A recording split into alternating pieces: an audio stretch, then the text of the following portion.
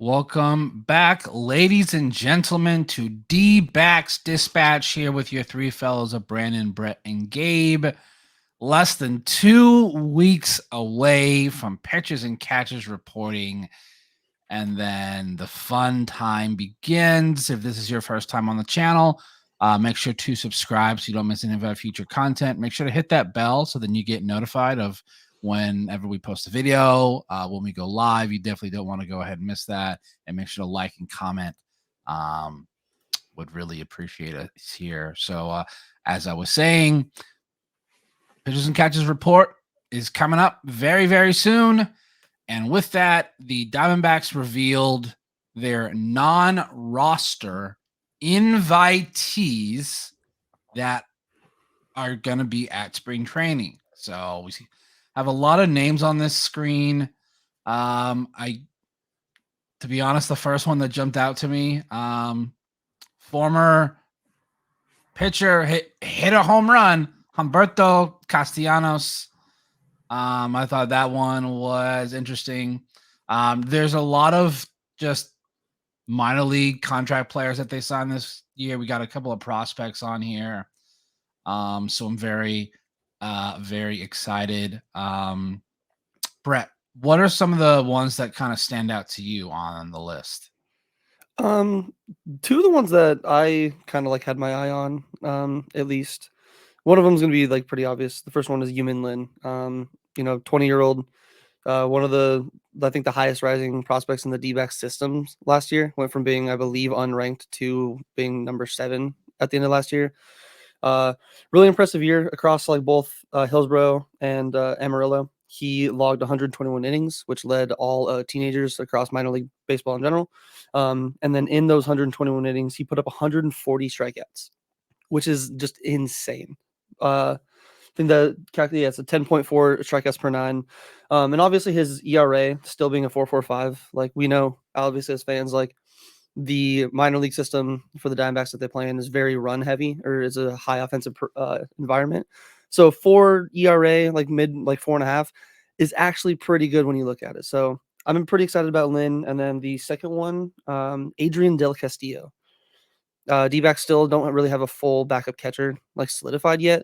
I know that there's probably like some favorites in the going into camp in Jose Herrera and Tucker Barnhart, but I like Castillo just because he's, again, like, he's not going to be better than like Gabby, at least I don't think, but he's still pretty solid both offensively and defensively. Last year offensively, 425 plate appearances, hit 263, 369, 445, 814 OPS. So again, not like terrible, but like I will take that all day as a backup catcher, and he's a lefty, which kind of adds a little bit of a different like bat in the lineup. And defensively, he played 600 innings behind the plate. Had a range factor per 9 of 9.8. Gabby had 9.23 last year, and then he had a range factor per game of 9.4, and Gabby had 8.42. Again, Gabby had like 250 innings on him, so it's a little bit of a skewed number there, but still something to keep, to point out. He does have a little bit of a weakness when it comes to throwing out runners, as he only caught 24% of his runners last year on 87 total attempts. But again, as a backup catcher, hopefully they're not getting too many, caught stealing attempts on them, because they're not going to be in there every day. But I don't know. I think that's going to be a pretty interesting battle in camp. Yeah, it's definitely not a bad one there. Yeah, there's just a lot of guys on here. I'm like, yeah, you guys just needed to get the number of guys at camp to a certain number. So a lot of these guys are just probably there for a week or so, and then a lot of them will go to minor league camp. Gabe, what are 1 or 2 guys that stand out to you? I have a couple guys that I've been keeping my eye on. First one is Christian Robinson. A lot of D-backs fans are actually familiar with him because he's been in the system for, I think, about 6 years, something like that. he's only 22 or 23, and so for people who don't know, he was one of like the first like highly rated prospect that the D-backs had. He was supposed to be the future here before the Alec Thomases and Corbin Carrolls. It was Christian Robinson. And so entering the 2020 season, 2021, and all that, we were like expecting him to come up at some point. But in 2020, a little bit after lockdown started, he had mental health issues, and he ended up being arrested for it. And the issue with him is that he's from the Bahamas, like he's not from here. So the issue comes in that like if you get arrested or you have any sort of even misdemeanor, um, it complicates your legal status here. So when it comes to getting the visa and all that, so for the last 3 years or so, he had been fighting his case and everything, making sure that the D-backs were the D-backs have been investing in him a lot, and not just because they're like, oh, we spend money or anything like. But it seems like they really care about him as a person too. So which is great to see. So finally, last year he finally got a chance to play after about 3 years without playing, in official games and everything. So and in about a little over 200 plate appearances, he still had a 900 OPS. So like he picked up right where he left off. He's only like I said, he's only like 23 years old. He's still around the same age as all the other guys. I can honestly see him coming up at some point this year. If he really shows out during spring, um, I can see him making a difference on this team, and I want him to make a difference on this team. It's just a great story overall, and he's still a really great player. So I really want to see Christian come up. If in spring, we'll see exactly what he does in spring. But yeah, I like him. I like him a lot. I really want to see him, and I also have my eye on Vukovic, AJ Vukovic. Vukovic is very he's like a Joey Gallo type. I'll say that, but with better average. So he doesn't hit 210 with 30 homers. Yeah, He hits what 230 with 30 homers. actually, he's a little bit better than that. He hits about 250. Oh, But the issue with him was that he had a 30% strikeout rate in the minor leagues, which is not what you want to see. So, yeah, I guess we're making comparisons maybe a Stone Garrett type in the minor leagues right now. He had an 818 OPS and 24 home runs last year. But during the fall league, he actually cut down the strikeout rate to 25%, which it's pretty decent. Hey, he's going the right way. Yeah, any little bit of improvement. And yeah, and it wasn't just 1 or 2 games. I think it was about 20 games or so. Like it was not a super small sample size, but the only issue during that was his power was gone. So I don't know if they had him just working specifically on trying to walk, trying to cut down the strikeout rate and stuff. So which is what these fall leagues are for. And I don't think we're going to see him anytime soon this year because it's still in AA in Amarillo. If he's anywhere by the end of this year, he's probably AAA, maybe in sort of that quadruple A area where he could, depending on how good he does, he could be up in September or, whatever. If there's an injury, he might be able to come up. But yeah, these are a couple guys I really like. Yeah. So my thing with Christian Robinson, he has a good spring. I could see him starting in AAA, and if Jake continues to just not be what this team needs, and he tears it up, Reno, we know the Pacific Coast League, just numbers get way too inflated, so don't read too much into any guy's offensive or even pitching numbers because everyone tears it up in the PCL. Like, you'll just see guys that hit like 360. You're like, what? How is he not brought up? Like, we saw it with Jordan Lawler last year. Yeah. And Dominic Fletcher, Dominic Hanzone, Jake McCarthy, like all three of those dudes hit like 320 in the minors. Like, that's why I was like, oh my God, we just have these guys stashed away down there, just like raking. And then we see them come up and they don't do as well. So yeah, like Robinson's been in the organization since 2018. That's crazy. He was probably what, like 16, 17 at the time? He was probably 17, maybe just turning 18. He's 16, So I think. yeah, He was like born in 2000. he was the Yeah. guy before we drafted Corbin, before we drafted Alex. It's just Literally, due like, to he was this legal our issues. back-to-back number 1 prospect in 2019 and 2020. Like, he was ahead of, I think 2019, he was ahead of Thomas, Varsho, Perdomo.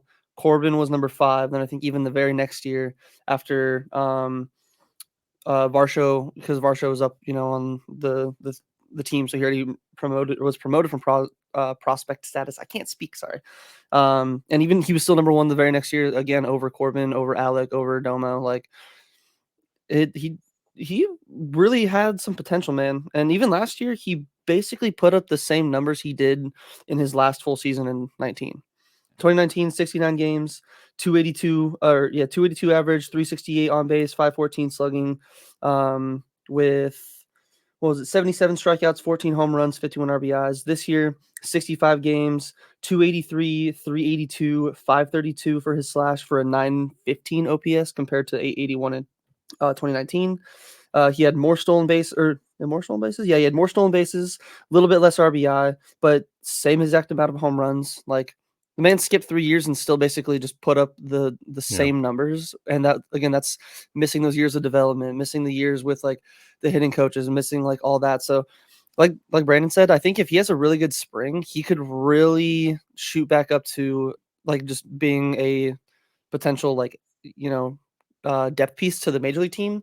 And if not even that, like, maybe it gets them another, like, good like trade piece to wave in front of someone. It's like, again, if you need somebody to help the team now and somebody's like, ooh, I've seen what Christian Robinson's doing again, like, he could be right back up to that prospect pedigree that he was before.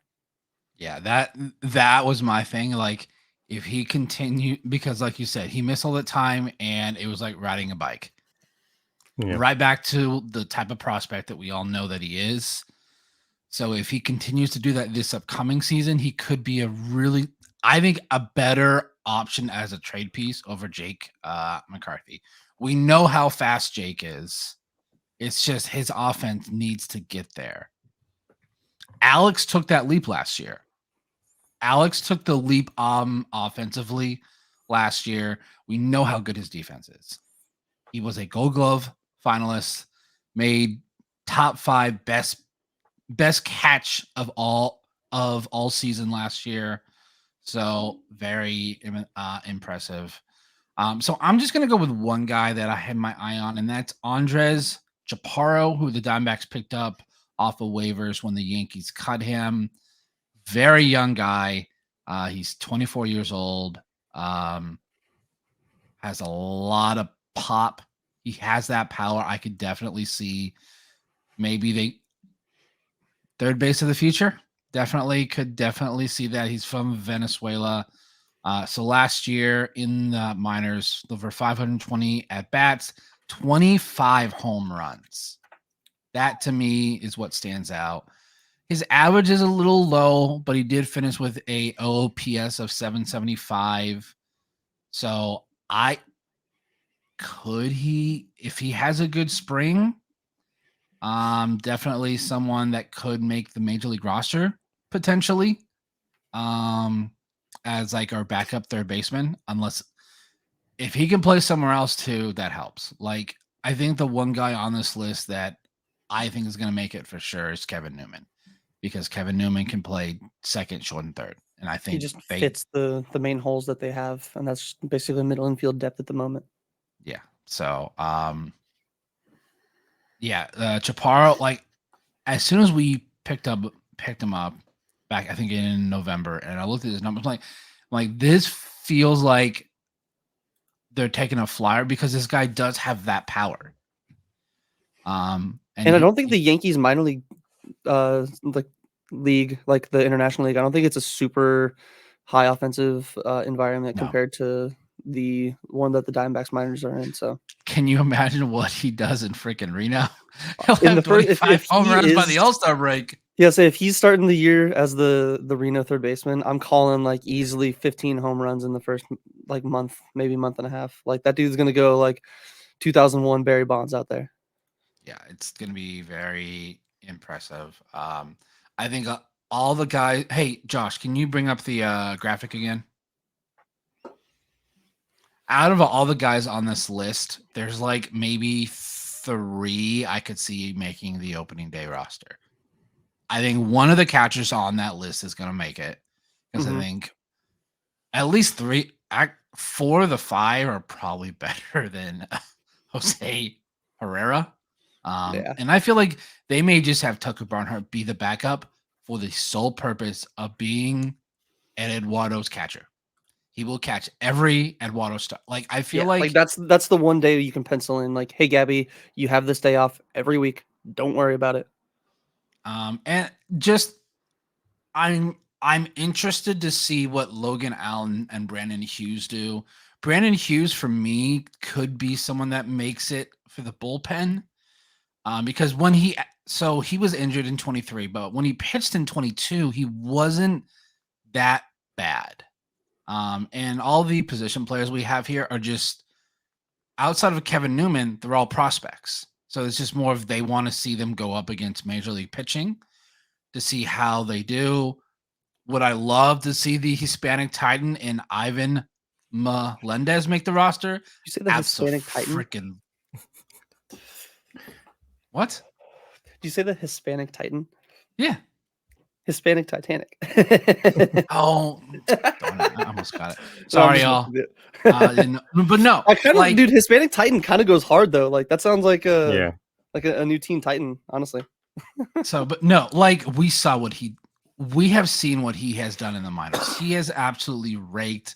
The problem is he swings and misses a lot. 33 and 35% strikeout rate in both both stops last year in the minors. And he's a first baseman. They're trying him at third, and it's ugly. He played way more. I mean, I think it's because, like you said, they're trying him at third. He played like almost 200 innings more at third last year than he did at first. Which I think that they're gonna dial it back now, especially because with Gina, with Chaparro, like as a possible stopgap if they need. Like Vukovic can still play third. Like I think that they're gonna dial it back and be like, okay, hey Ivan, you're gonna be our first base DH. Just take off. Yes. Yeah, I think that's where he's gonna end up. He's gonna end up being a DH overall. Like I don't think he's gonna end up, really seeing the field. I think take that all day. I think Castellanos could get the call just because we need some depth in the bullpen in terms of long relievers because we don't have any long relievers. Yeah. Like he has experience. He's not great. But we also, we need some innings from the bullpen. He's a guy who can eat up innings. He had Tommy John, right? It was Tommy John. I think that makes sense. That's why he wasn't, because I was like, I feel like I haven't heard his name since like 2022. I believe it was Tommy John, unless I'm wrong. But yeah, it's gonna be like his first. He's been playing in Winter League ball, so he has been playing a bit. He wasn't great in Winter League, but again, it's a guy that you put him in the bullpen, he can take over. If there's a blowout or whatever, so we don't have to use these guys, or he can even be like the opener for any random bullpen game that they might need on a getaway day. Like, I think he brings a lot of value. Even though his numbers might not show it, but he brings value, I think, in eating up innings that we might desperately need at some point in the season because even though we have a good 4 to 5 man rotation, injuries happen. So, if we have a guy who has major league experience in there, you can always use him. So he was, for those of you that don't remember, he was one of the trade pieces with Josh Rojas in the Zach Greinke deal. And yeah, so he had Tommy John back in May of 2022. So yeah, like 18 months. Like everyone seems to forget, Tommy John at the very least, the full recovery is 18 months. So yeah, and that's just recovery. That's not even counting the reps that they missed too. Yeah, I'm not even a pitcher, and it took me like a year just to even get back to like borderline half like elbow strength. And like, again, I'm not like a person who gets paid millions of dollars to worry about my arm. So that's why I'm like, I don't know how Bryce Harper and dudes like that can come back like in like 4 months and like hit home runs immediately. It's insane. Oh, I need to retract what I said. He was just claimed off of waivers from Houston. Oh, okay. Part of that. I was like, because I was like, I don't think he was part of. Maybe he was like a player to be named later, but no. They just claimed him off waivers. So, yeah, and like when pitches were still hitting, he had a homer, and it was great. It was so great to watch. So yeah, I'm like he could be a solid middle relief guy, and then if need be, but the thing is, if you want him to start, you have to stretch him out. So he has to be ready to go more than an inning or two. So Yeah, somebody I just I don't know if I saw him in the graphic, but Corbin Martin isn't there, is he? Oh no. no, I think he's still Huh. recovering from Tommy John. Yeah. Yeah, because he was supposed to. I mean, he came out in spring, was just dominating, like it was crazy, and then he got injured. I just don't remember exactly for what. I'm trying to see what he got God, it injured sucks. for. He's gonna be back before Trey is gonna be back. And I mean, we're kind of running out of time with him. He's 28. So March of last year, he severed a lat tendon under his right shoulder. Oh God. Okay. Oh. Yeah, so he hasn't played. Yeah, he was out the entire season last year. So, Yeah. maybe that's why he's not a part of the non-roster That was the invitees. picture in the Zach Greinke deal.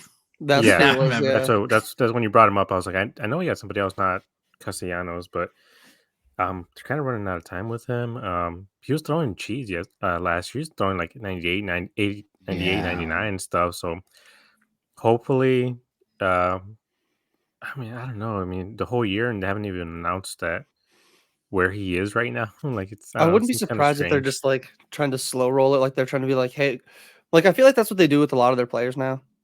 Yeah, Like where they try to be like, and I'm gonna say it, I think it's all changed ever since Ken Kendrick was very vocal about Steven Drew not being back in 6 months after his ankle did a full 180. So now they're like, hey guys, take your time. Take your time. Just worry Right. about you. We'll be here when you're ready. yeah. Yeah. So yeah. Corbin, like they tried him at pitcher, and he'd have like a start where he'd go like really good for 2 innings, and then he'd just collapse. Reminded Oh, me a lot yeah. of Archie Bradley. Yeah, As a starter. Really does. I think he also did have Tommy John, but that's why the D-backs were able to get him from the Astros because Yeah, he Correct. just got Tommy John when they traded Greinke so for him, he had and he had a low value, low enough that the D-backs could pick him up, and like we were just saying, 18 months is about that's the recovery time, especially as a pitcher at that point, and you still need another 6 months or so to make that full Rehab. recovery to where you Yep. get back to where you're from or work Unless you're at. Bryce freaking Harper. Yeah, yeah, I But don't. he's not a pitcher. Like not a pitcher. most of the time, Tommy John's for pitchers. So And the arm that he got like done and worked on isn't like the one that he uses to swing. He's a lefty, so like he doesn't need that for power. Like Yeah. that's why they moved him to first base too, because they're like, hey, you're not going to be, you're gonna have to throw home and maybe to second. If you got to throw to third, don't. First of all, first baseman should very rarely throw the ball to third. Oh yeah, but I'm just thinking like if there's ever. I'm just thinking of the random, MLB The Show kind of like, oh, people like to No, go but random like corners. So. the only time a first baseman should throw to third is infield is in, less than 2 outs. There's a guy on third, and it's hard hit, and the guy starts to go home, and then he goes back, or it's a line drive down the line, and it Right looks field like line, it's yeah. and it Like a looks Derek it's Jeter play, turf. but the guy doesn't stop at second. He goes to third. First baseman Yeah. cuts it off. But that's going to happen once a year, maybe. Yeah. So again, it's very rare that he should ever throw to third. So we got some people to keep an eye on here from this non-roster list, and we got our full 40-man to keep an eye on as well. So it should be very exciting to watch. So moving on to our next topic. So as we all know, this past off season, I guess technically, Corbin Carroll won Rookie of the Year. Very much deserve. I know there was a period of like 2 weeks where everyone was calling for Ellie De La Cruz because he hit a cycle. He started very, very hot, and then whatever happens to most rookies, pitching adapts to them and they struggle. So Corbin kind of ran away with it. Now, had Ellie played the full season like Corbin, could he have made it close? Potentially. But the award went to Corbin Carroll. And this past week, they had the official MLB Awards banquet. So got to see that. So it's very exciting here. We have a little clip of kind of Corbin just kind of giving thanks to everyone that kind of helped him to get to where he was. This truly is a team effort that I'm standing here before you today. I want to start with thanking my old coaches, my friends, girlfriend, and family for their unbelievable support. These are the relationships that mean most to me, and just feel super lucky to have such an extraordinary group in my corner. I'd like to thank the Diamondbacks.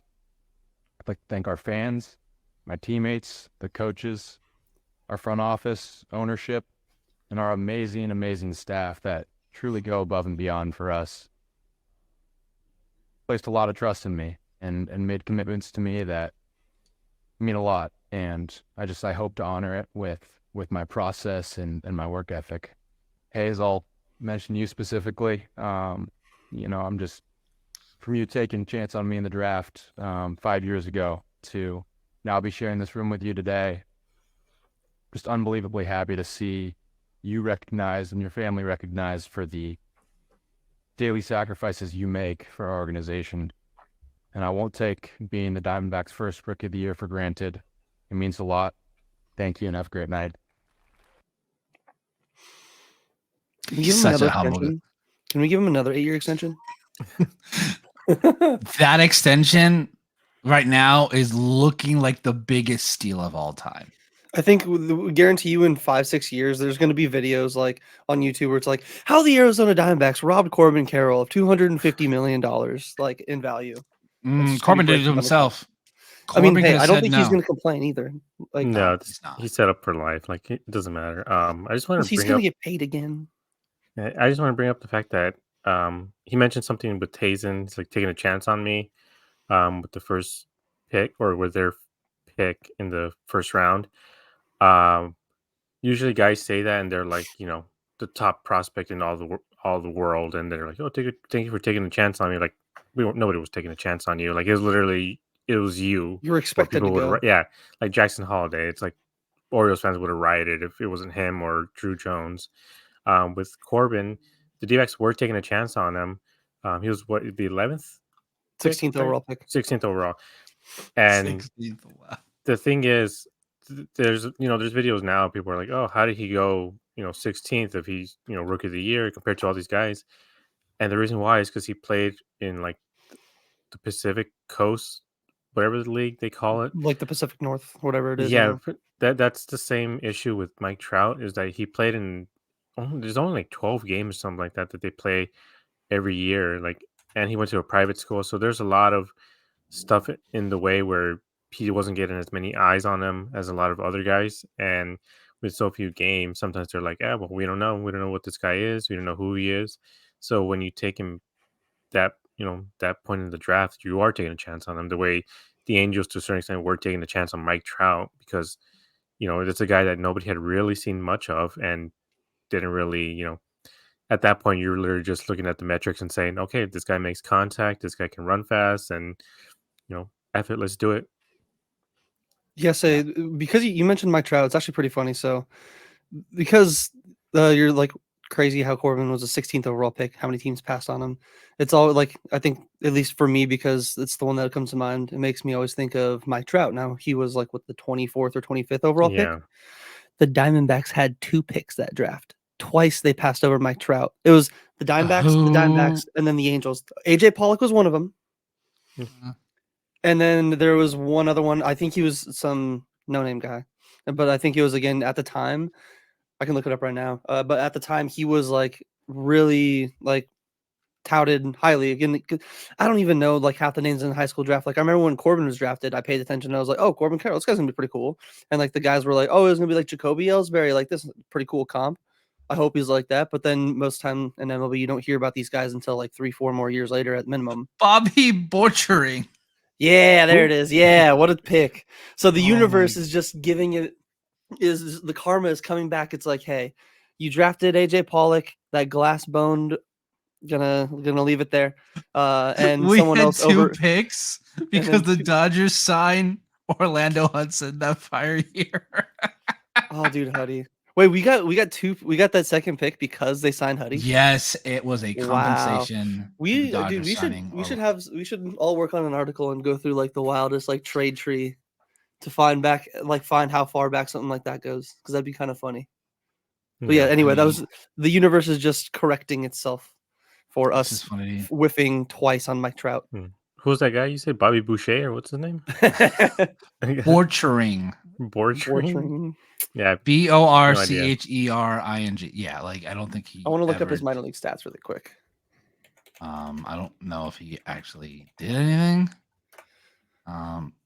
So Oh God, I yeah, really don't like it's this. just absolutely ridiculous. In Like 2,000 minor league at bats, he hit 75 home runs, 312 RBIs, 8 stolen bases, 247 average.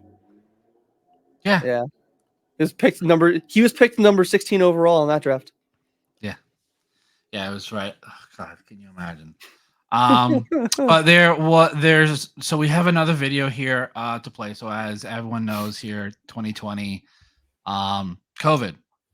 Basically, the team told Corbin, isolate yourself, don't do anything. So Corbin decides to go and take BP at a local high school, and some things happen. And he meets a legend, and it's a pretty funny story. Story I saw during COVID. Was your mom throwing batting practice to you? Did that happen? That's awesome. I told this story 2 days ago randomly, but this is getting out there now. To Arizona, we'd driven down, COVID, the canceled season, do our testing, and they're like, okay, go quarantine. Like, don't go to the grocery store, don't do anything. We're like, all right, I mean, I can't sit still, so let's go take some batting practice. Mom got out there. We go to Chaparral High School. Yeah, hit BP, everything's great. And then I got locked into the high school.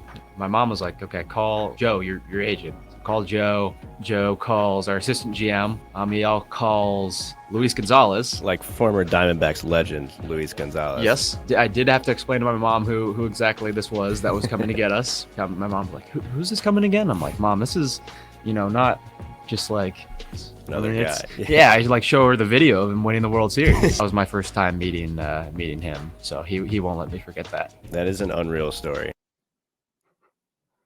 That is absolutely hilarious. His mom's like, oh, Yeah, I like how he had to just be like, Mom, like, come on, be cool, please, be cool. like this is literally one of the top 5 players in Diamondbacks history, Luis Gonzalez. I love how he had, probably because I'm wondering if Gonzo lived nearby Chaparral High, and that's why they asked him to do it, or I think his kids went to like, Chaparral. yeah. So yeah, he probably lives nearby, so it probably wasn't a hassle. It's funny that they got locked because he was taken, because they probably just drove to the school and the field was open, and then all of a sudden they got locked in somewhere, and they're like, oh Yeah, it was probably open. They're doing like like mowing the lawn. So like, cool, I'll go to the cages, and then next thing you know, the field maintenance guy like left after they're in the middle of the cages, and they're just like, we're locked in. It's happened to me before. My high schools, Yeah. like, you don't realize, you're like, oh cool, the field's open, my coach must be here, and then you're locked in, and you're like, oh no, I need to hop the fence back. Yeah. yeah. I thought that was a hilarious story. It must be crazy. Like, he's had 2 instances where he's kind of like saved somebody's life. Like, didn't like a few years ago, there was like a car flipped over on the freeway that was like on fire, that he just came out and like helped the people get out of the car. I'm like, if I saw Luis Gonzalez like while I was in a fiery car crash, I would have thought I died or something. I'm like, there's no way I'm seeing Luis Gonzalez right now. Seriously. Yeah, just Gonzo, I love you. Just don't be on TV. I cannot stand him as the game analyst. It's He's good for an inning to come in and like talk, but like for the entire 9 innings, sometimes I'm like, sometimes they have him do a whole road trip instead of Brenly. I'm like, ugh. I mean, they're both really hard to listen to. Like, I love Brenly. He brought the team its only championship, but his age has been showing lately with some of the things that he says on the broadcast. I'm like, yes, it does. There's a reason I call him and Steve Berthium Bert and Ernie, because it's literally what it feels like. Bert and Ernie. So that was a good story there for Corbin. Now, that wasn't the only person from the Diamondbacks organization that got something at this awards event. Mike Hazen got the You Gotta Have Heart Award, which is presented to the member of the baseball community who has overcome difficult circumstances. A lot of us here in the D-backs community know Mike's wife, Nicole, was battling a very rare form of brain cancer called glioblastoma. I probably butchered that, but it was something that it was very hard for him leading up to her passing. And then when she passed, I believe he took a couple weeks off there in 2022 to just kind of take care of everything because they have several kids too. So he has to take care of the kids too. And what he was able to do in 2023 with this team and with this roster, a very well-deserved award there for Mike Hazen. So thanks, Mike, for everything that you do for this community in Phoenix, the D-backs organization. You've been cooking all off season. Had the Dodgers not done what they've done, D-backs would be the talk of MLB of what they've done this offseason. But when you spend $1 billion between two players, it's kind of hard to beat that. Yeah, so honestly, I kind of agree. Like the stuff that Mike had to go through, like still raising 3 kids, like dealing with like, you know, the grieving process of everything that happened. And especially like I remember the story that came out in October, basically like right around the World Series for it. Like even like right now, like that if you haven't read it, we can probably like link it somewhere. It's a great article. It's a great read. And it's just super like heartbreaking what he had to go through, and the fact that like, you know, he's still like is doing what he's doing while also still being like, you know, a great dad to those, like, you know, to his sons. Like it's nothing but, you know, props to Mike. So he 100% deserves this award, like without a doubt. Especially like having his kids throw out the first pitch at the was it the World Series or the Dodger playoff game? Either way, it was one of the home playoff Dodger games. playoffs. Having him there's his sons like the first pitches, like that was a great moment. I'm glad the D-backs did that, but he fully deserved the award. Yeah, also, he's also shown a lot of loyalty to the D-backs, and because it was 2019 when he signed that extension with the D-backs, the Rockies, the Red Sox were on him like hardcore. They're recording him, and there's a lot of talk that like, yeah, maybe he's probably going to go manage the Red Sox and everything. I'm like, just the fact that he still stayed here, and he was like, no, I want to finish what I started. And he mentioned maybe giving up on what he was doing here when his wife passed away, and you know, but he kept going and everything. And yeah, so it's just like we have one of the good guys. Like usually, you know, GMs will just leave or they'll get fired or whatever. But you know, overall, this organization and Hazen have shown that, like, yeah, we're all in sync. We all know what we want to do. Even when it came to not firing Lovello in 2021, where everyone wanted his head because they lost 110 games, he took blame for it. He was like, "Yeah, this is on Oh, me. I didn't give him a yeah, good look at seat." that roster. Like, Yeah. that's not Torrey's fault. And we've That seen roster was so bad. teams get rid of managers for, you know, losing in the world, not even the World Series, in the playoffs, like Joe Torre, not Joe Torre, is it? Joe Madden, I think, was like let go. Yeah, but also the guy from the I call him Joe Torre. I think I got it wrong. Girardi? From the Yankees, Girardi. Yeah, Girardi. They made the playoffs so many Expectations games. matter. Yeah, Expectations matter. That's why. yeah, but still, it's like how do you get rid of a guy who's been taking this team consistent to the playoffs and everything? But you know, hopefully, you know, we're entering and we're still into this D-backs era where 10, 15 years from now, we'll still be talking about remember Hazen, remember Lovello, remember this, I remember that. hope they're both here, and like, cause like at this rate, like give them both another 5-year extension at this point. Like let them stay Yeah. here. Like I fully trust Lovello. Like especially like I'm you know not, Lovello's I'm not there, but okay. Maybe not. Like I don't know. Like he's definitely gotten, I think, gone through his rough stretches as a manager with like, you know, the way he manages games and all that. I think he's gotten a lot better.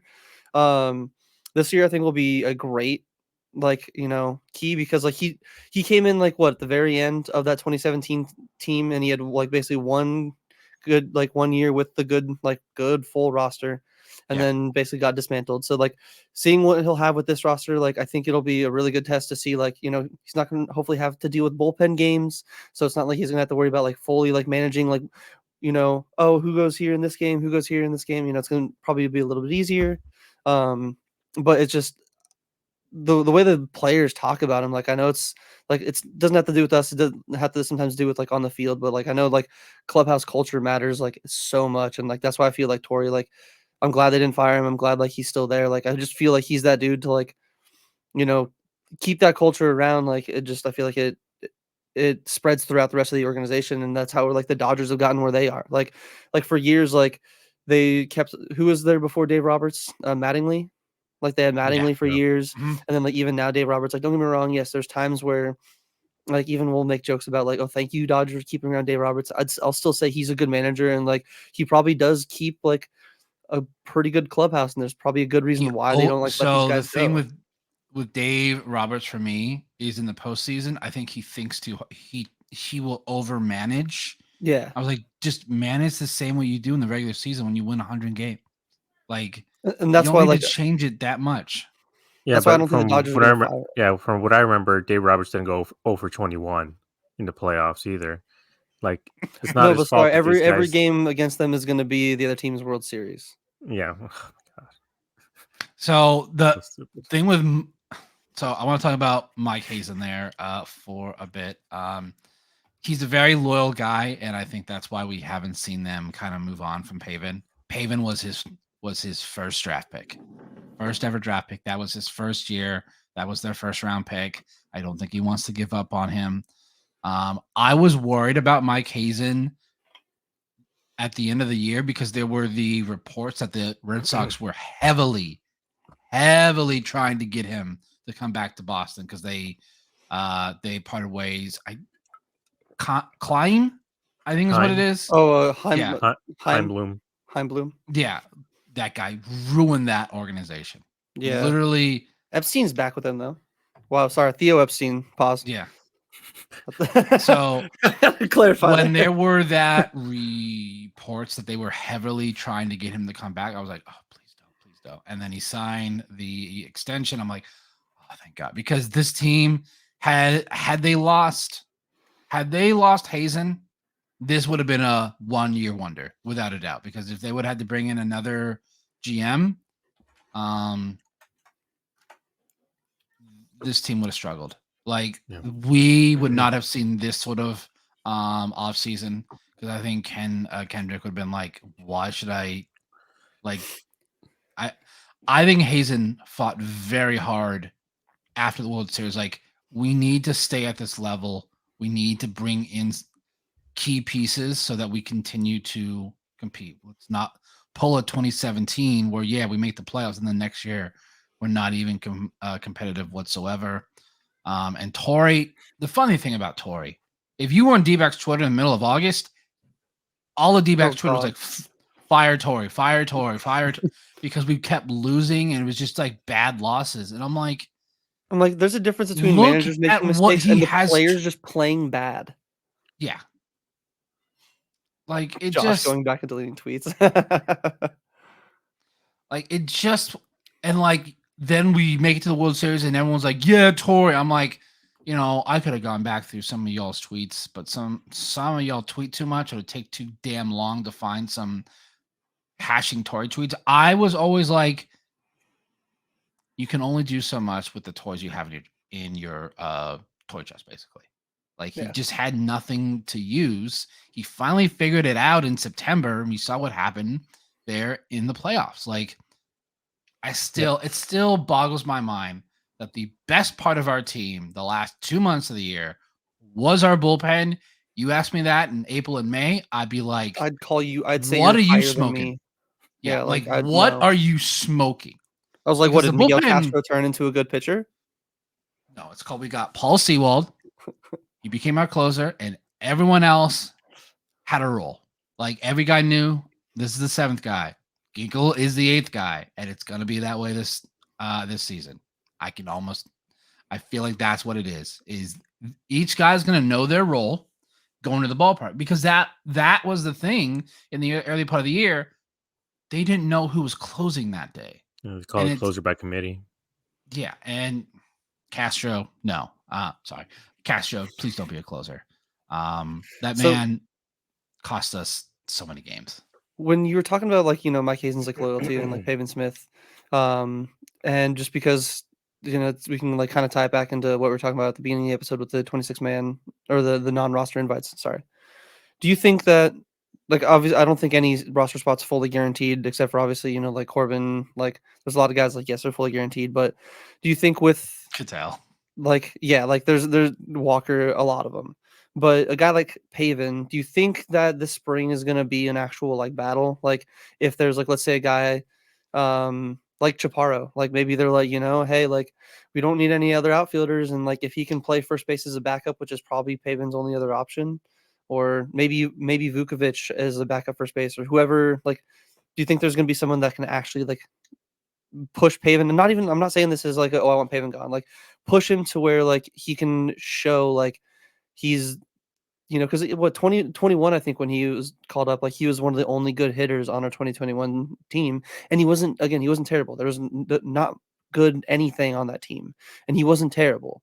But it's also like it didn't. You want to see some improvement, and that's why I'm like, if he's going to be just the same hitter that he was then, okay, good bench bat. But if he's going to be the same one that we've seen the last year, and we see that in the spring, like the first week or two, if he's struggling, he's not having good at bats, striking out, like, do you see maybe making cuts on him early? Like, especially because again, if they're trying to be competitive and trying to prove like, we're here to win, it's gonna, to me, feel like it's gonna be in the boat of like a Mad Bum thing, where it's like, how often are you gonna sacrifice a roster spot that could be a detriment to the team when you could have somebody else that could be nothing but a positive?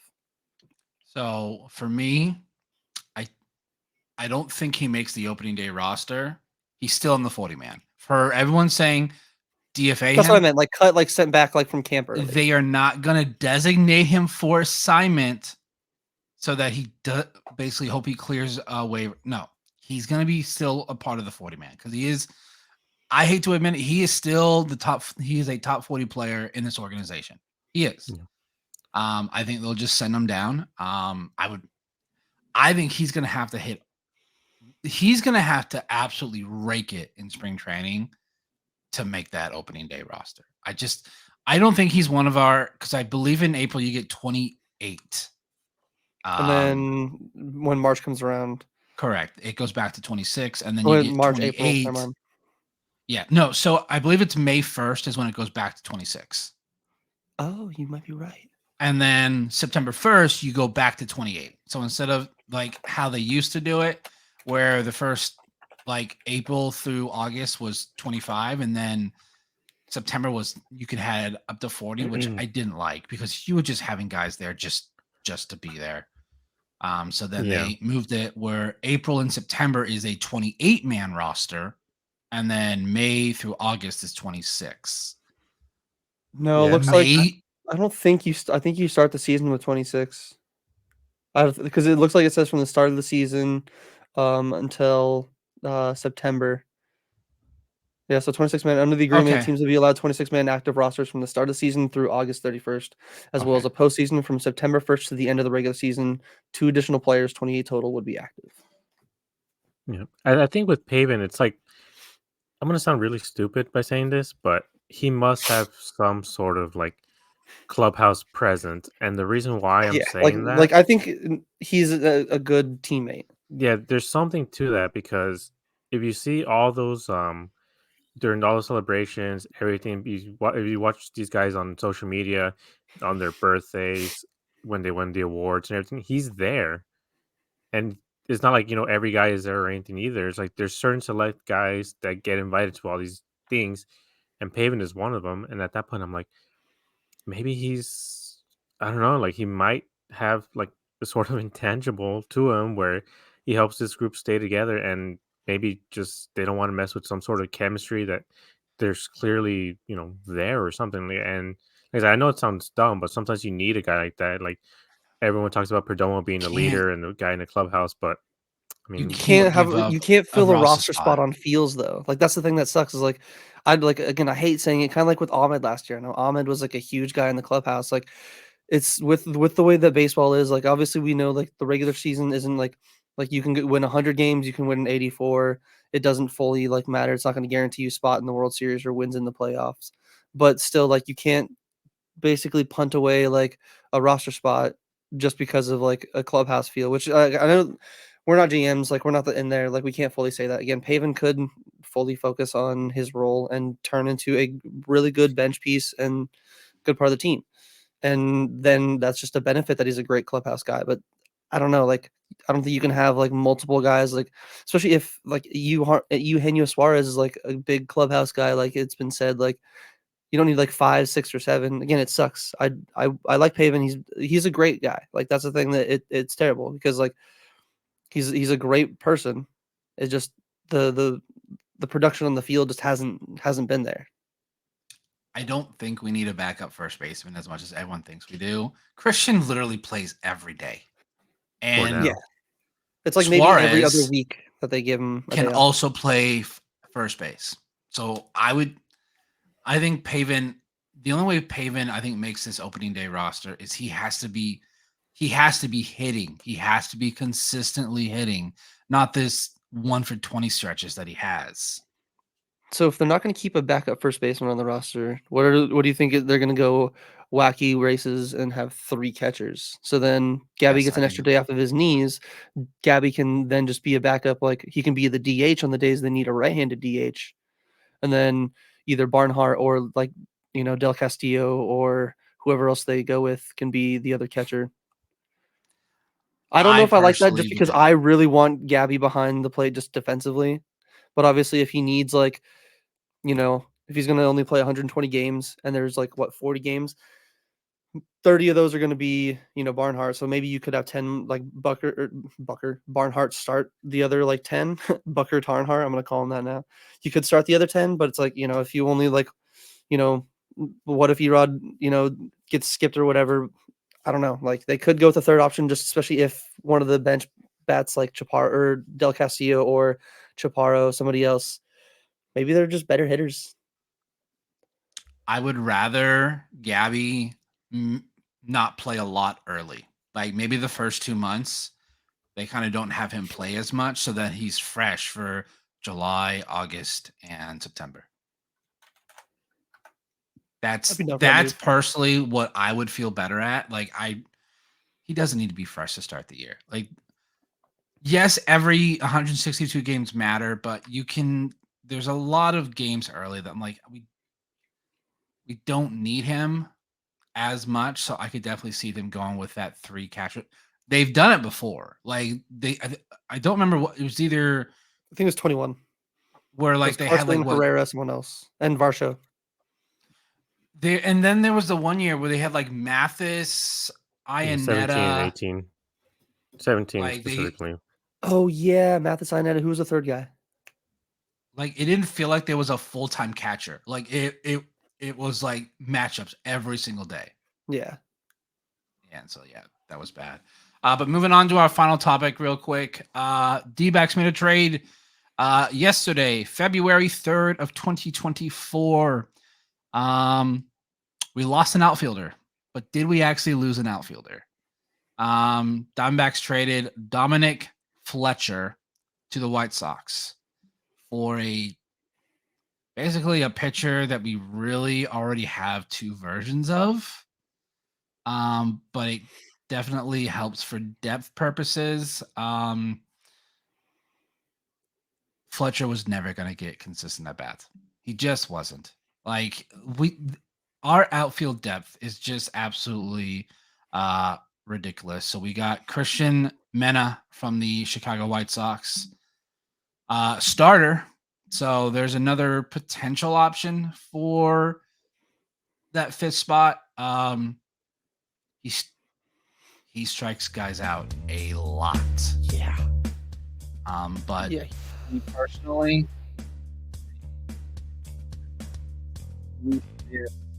Justin Martinez kind of thing. guy can throw some serious cheese, but it's that command and control that they gotta. He definitely walks a lot of guys, so I don't mind the move because Fletcher was never gonna play anyway, so may as well address an area that we definitely need to improve on. That fifth spot, like there are so many guys that fifth spot could go towards. Like there's at least 5 or 6 guys there. So yeah, it's And yeah, he just turned so Brett, 21 years old too. yeah, he's young, so that helps too. And who knows, Brent Strom could do some wonders with him. I wonder if they'll add him for the spring training roster. I think I heard yesterday. I mean, like, I wouldn't be surprised. At least to give him a few, like, weeks or like a week or two to work with Strom. But I think Hazen said somewhere yesterday that he is going to start the year in the AAA rotation. So I'm assuming if he's already announcing that he's going to start the year in the AAA rotation, like again, like, he could just be up here for a week or two, but he'll probably be in one of the first few cuts Okay. or reassignments, I should say. Gabe, your thoughts on the trade? Yeah, I don't think this move is for this year. I think it's for in a couple of years from now. Like I said, he barely turned 21 in December. As we know with pitchers, they usually take a little more time to develop. So maybe next year, maybe a couple more years in the minors will do him some good. But he is good enough to maybe even come up in September or whatever we might need him. He's hard throwing, strikes out a lot of guys. So hopefully he can come up and make an actual, real difference here because, like you're saying, Fletch, as good as he is, he's never going to be here. He's going to be stuck. So at least we're finally trading that outfield depth, which we still have a lot of, even though we've traded a few of them away. We still got McCarthy, and I think in the minors we still have a couple guys there. So, K-Rob. yeah. So hopefully, we can finally see some of these guys move on, get a chance somewhere else, and we can bring in guys that we might really need going forward. Yeah, and Chicago, like they have no outside of Luis Again, I've heard people say Robert Jr. I've heard some people say Robert, so I'm not quite sure, but he's pretty much their only decent outfielder. So I might keep an eye on Fletch in spring training, see how he does, because he is still going to be here as the White Sox play here in the Valley for spring training. So maybe someone to keep an eye on to see if he makes their opening day roster. So that was it was a big trade. Jeff Passan tweeted about it, but it wasn't real like. And it's a pretty good trade. I mean, just for the White Sox in general. I mean, they're getting a good player, like you said. Like even in limited time last year, under 100 at bats, he almost had a 1 WAR. He had a .7 WAR and 100 at bats, 2 home runs, 28 hits, 14 RBIs, just over 300 average, 440 slug. Like just a little bit more time. Again, some of that could have been a chase field. I don't really think so because it's not like the run environment it was in the past. Like it'll just be good to have him get some opportunities. Yeah, he wasn't some like slapdick guy. Like he was an actual good player that we had, but we just didn't have much space for him. So I'm excited to see him move on, get some actual chances somewhere else. Just like he may have gotten like 1 at bat a week, maybe even 1 start every couple weeks. Like he's really good defensively too. Like a lot of because I saw the Aces Twitter account posted like because he was again a big part of their like 2 championship runs. And like a lot of it was like defensive highlights. So like I don't know if the Dbacks just churn out like insane defensive like left-handed hitting like outfielders what it is, but I'm just glad he'll at least have major league opportunity because he was going to be a bench bat and a 4th or 5th outfielder at best here. He'd probably be behind Paven. Yeah, that's the thing that's like, ugh. But Mena, I'm really interested in Mena. Like he did have some rough like peripherals last year. Like I think his BABIP batting average on balls in play was like 400 something like that. So when he was hit, it was hit hard. But I mean, 114 innings in Double-A last year, 4.66 ERA. What was it? Where's the strikeouts? I can't find this. Oh yeah, 136 strikeouts. So the dude has a lot of swing and miss, like you said. It looks a lot like J Mart.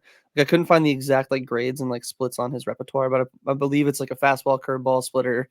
I think fastball touches like triple digits, maybe 101, 102. I think his splitter is, from what I've seen in videos, looks really similar to Justin Martinez, where it's like has nasty break. Like it was having hitters look, again, it's minor, so you can't really judge off just that, but he was having hitters look foolish out there. Yeah, so we'll have to see. Like Brett said, Hazen said he's going to start in AAA. So we'll see how he does in the Pacific Coast League. So we do want to introduce a new segment that our lovely producer Josh has come up with. Josh, take it away. Sweet. Let's play some triple play trivia.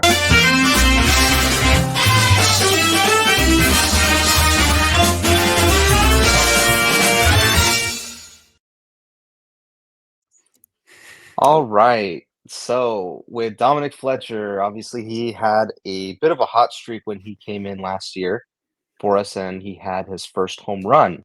So I will show you his first home run really quick. He stepped on this one. Looked like a slider that stayed on the inner third of the plate and down just a little bit. Got all of that one. Hit it up there above the pool in right center field. Look. So that was his first home run, and it isn't unique where he hit his home run, but what he hit his home run in. So let's go ahead and add the question. What did Dominic Fletcher's first home run ball land in? Oh. Oh, this was so great. I didn't know what the question was. I just know that it was Dom related.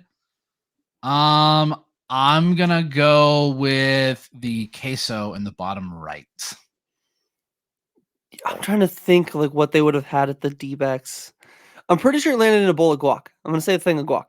Yeah, I'm gonna say nachos because I feel like there's like a people right up there and it just like hit the nachos or something.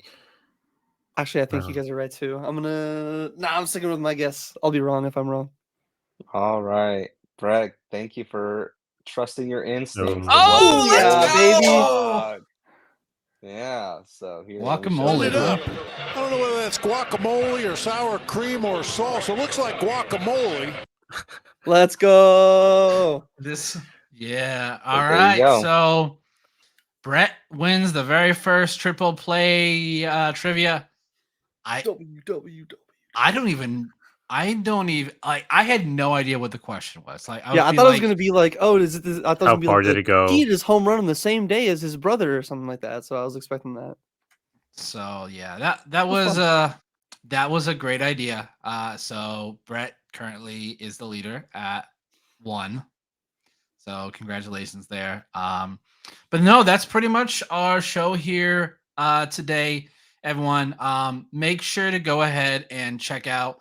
Brett did write an article on just players to kind of watch out for in spring training here for the Arizona Diamondbacks. So make sure to go ahead and check that out.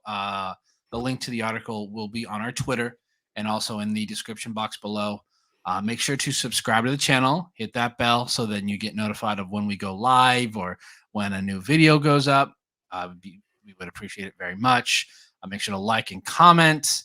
You'll see all of our socials in the description box below. We'll see y'all for our next episode.